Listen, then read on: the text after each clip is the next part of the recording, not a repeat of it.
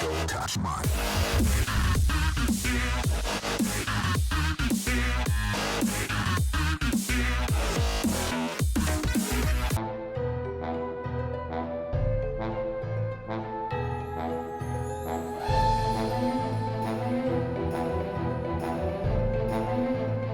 Welcome back to this week's episode of Whoscussion. We're on part B.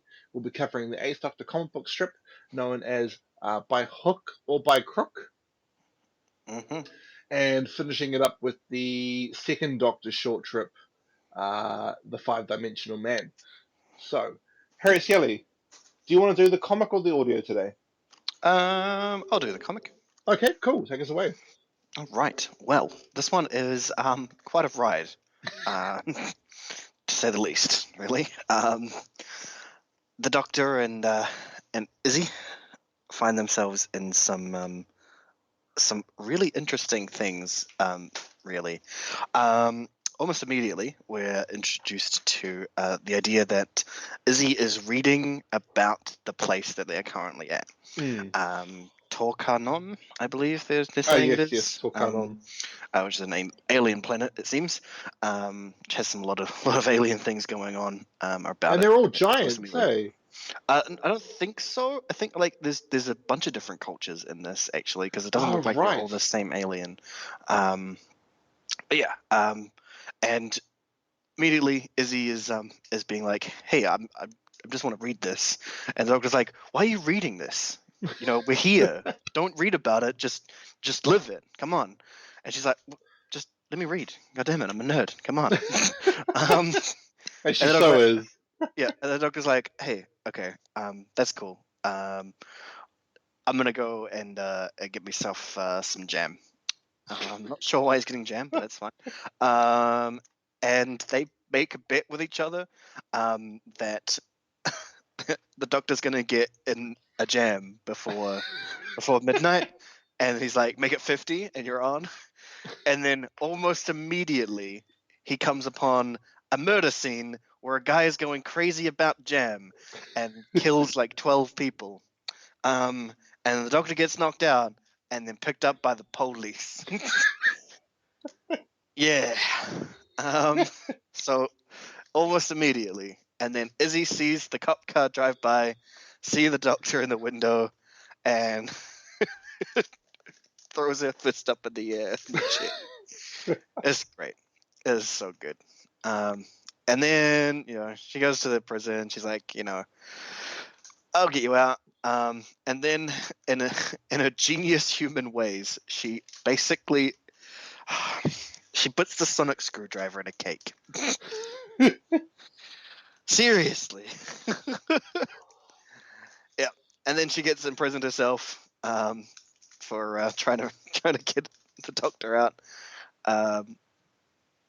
Doctor gets taken off to trial because they're apparently very efficient on this planet. And she's like, "Well, I've done it this time."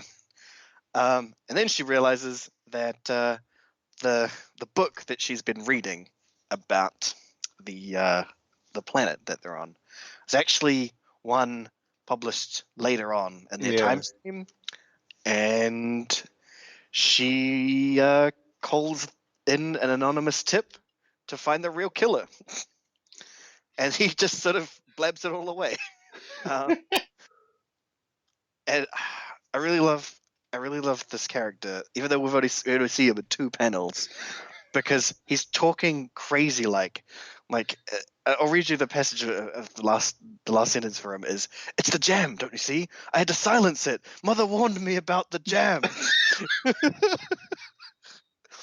It's so good, so good. Yeah, that's basically sums up the story. It's another short one. It's got, other than that character, it's got some really other interesting things going on with it. The cops all look like they're a particular race, whereas the rest of the aliens look like they're different races. Yeah, especially the guy with the hook hand that's afraid of the jam. Yeah, he's way different. Like, he looks like sort of like a mix between Frankenstein's monster and Igor. Yeah, it's really quite funny. I guess it's just, it really seems like the shorter comics out of this seem like they're they're just trying to do an elaborate joke Yeah. most of the time with the Doctor and Izzy, which is absolutely fine by me because the Doctor's jokes are the best. So yeah, that about sums it up, really. Yeah, Um, it's like a short trip, the comic.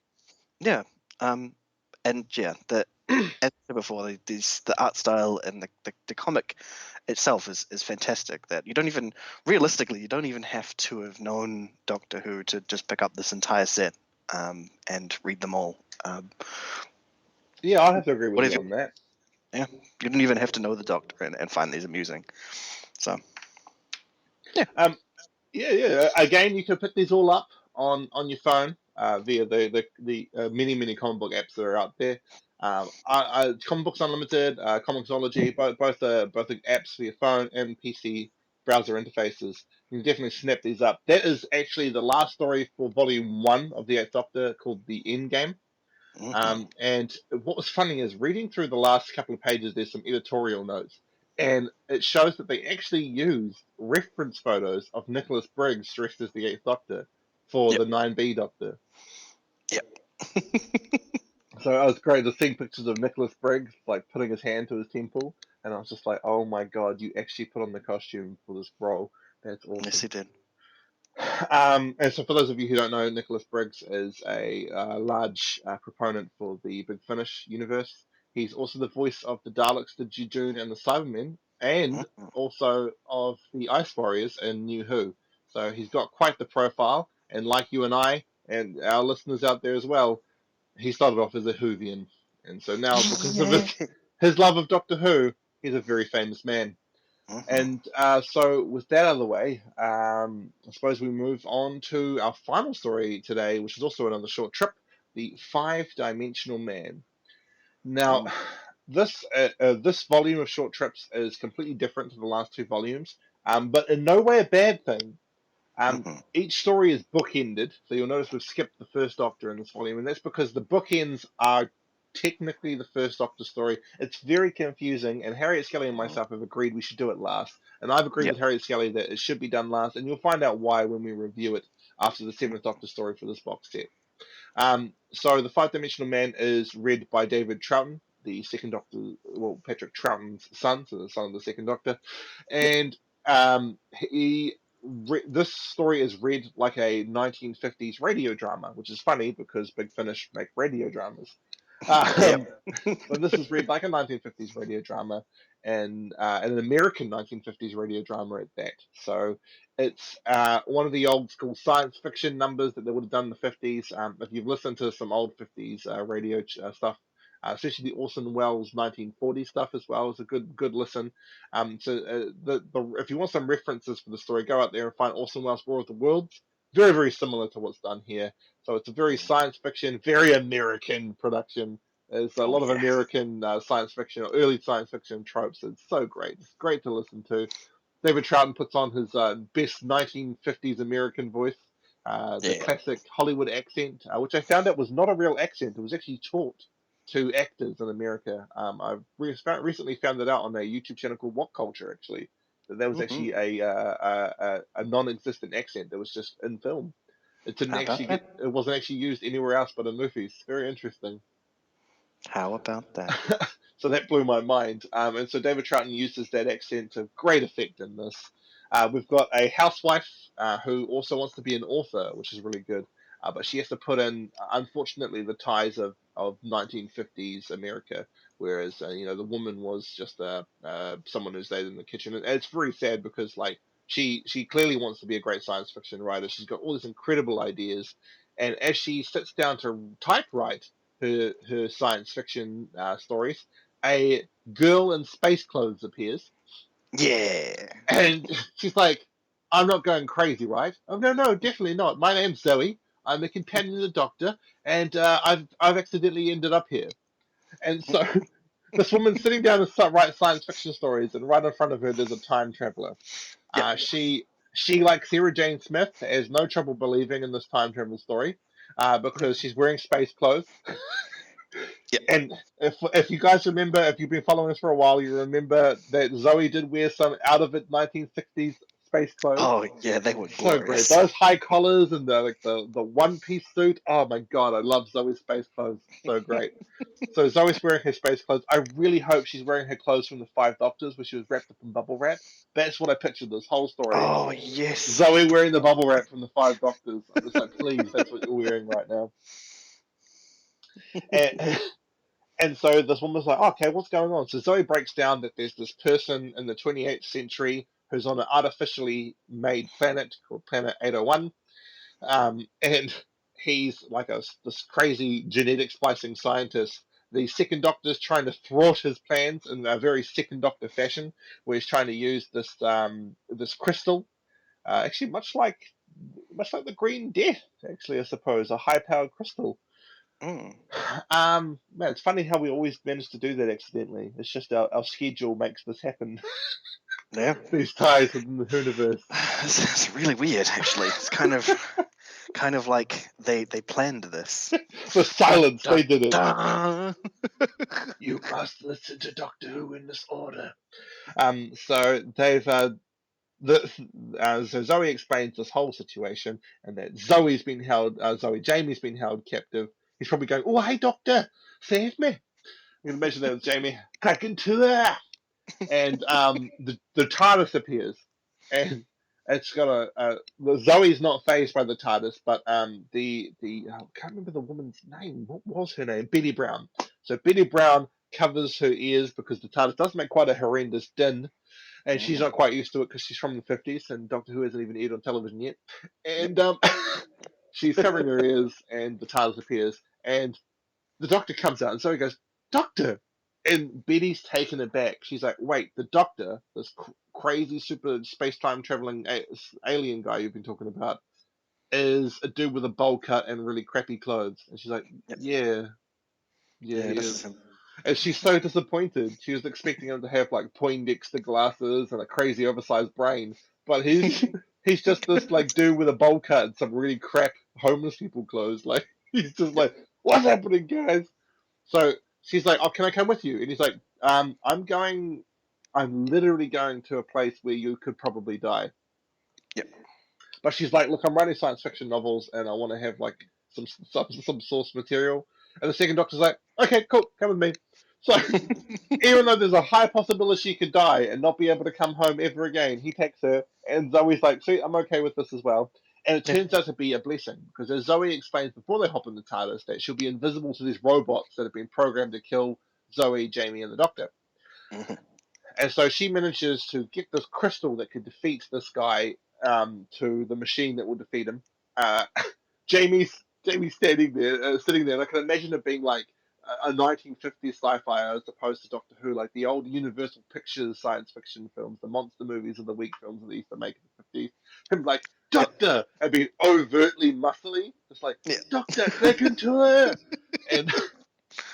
and she's running to go put it in the machine, and then she sees the Doctor, the evil scientist Doctor that's trying to destroy the time traveling impish Doctor, and his Mhm. name is Dr. Ferdinand Sterling. And Betty Brown sees him, and I can just imagine like the classic. You know how they have the hand drawn posters for the monster movies, like Swamp Thing and the like. I can just imagine her having her hand to her face, and having that classic shocked look, like on the front cover of Swamp Thing, like 1950s pop art. She sees Ferdinand. He turns around, and he's got millions of hands, and he's all like, "Ah!" And the doctor's like, "What have you done?" He's like, "I spliced my DNA with a millipede." And I was just thinking to myself, why would you do that? It's just so 50s, like stupid stuff like Swamp Thing, like the Yep. Mothman. It came from Planet Nine, like these really, really dumb 1950s science fiction films that, for whatever reason, have withstood the test of time. Yep. And I can so picture it, her having that classic look as like he turns around with his little crappy 1950s special effects hand. This whole story, I just imagined they had the crappy special effects because they even have the 1950s music, like the classic science fiction alien music in the background as David Troughton's doing the narration, and it's just Yep. so perfect because it's so silly and it's so 1950s, and it's just like the perfect package for Doctor Who. You know, a British production, to be put into this pop-up world of the 1950s American science fiction realm. It's great. It's beautifully handled, and it's just a well-crafted production. Mm-hmm. What are your thoughts on the story there, Harry Kelly? That really sums it up. Actually, it is fantastic. Definitely the radio show style things at the beginning and the end, where it's obviously talking about how she has gone ahead and written a story about it, Yeah. and it's got the grainy radio feel on it. It sounds so beautiful, actually. And yeah, the story, the elements of the story are so 1950s. It is just crazy amounts of that. And yeah, the millipede people and the robots, and I absolutely see in my mind in the black, and the Technicolor dreamscape that's going on right there. It's just yeah. It's really how it is for the short stories is that even though you don't really get any cues for how things look visually a lot of the time, occasionally they just give a little bit of a description on how they appear to people, but you instantly imagine it being completely outrageous because that's what Doctor Who does when in your mind. It just makes things outrageous. So yeah, there's something about audio, especially these short stories, that they have so much to them for being so little. I can't say that enough. Just like every other short trip that we go over, it is available for free on the Big Finish SoundCloud.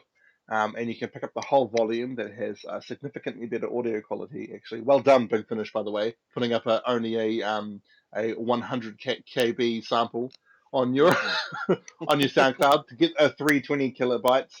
You'll have to purchase it from the Big Finish shop. And Big Finish also now have an app, by the way, so Oh, you can carry nice. around Big Finish on your phone, and they've managed to put it in a compression format that it keeps a 320 kilobyte sound sample quality, but being very, very minute on your micro SD card. So definitely, I suggest picking it up. If you've got an iPhone, as you can't expand the data on iPhones, you'll be able to use this app quite nicely. It is a Mm-hmm. brilliant app. It did go down last month, but they've completely patched it, and it's away up and running now. I definitely Yep. suggest picking up your Doctor Who this way. But Uh, of course, and again, we are not actually supported by Big yeah, Finish. yeah. Like, This is not a paid plug at all. But if Big Finish, you want to throw some cash money our way, I won't say no. I won't say no. Um, so yes. So anything you want to add before we wrap up Part B for today? no, that about sums it up. Awesome. It's been a pretty good discussion. Yeah. Pretty good 4 episodes. Um, rock on. Rock on. All right. Thanks everybody for tuning in, and you have a good weekend. Mm-hmm.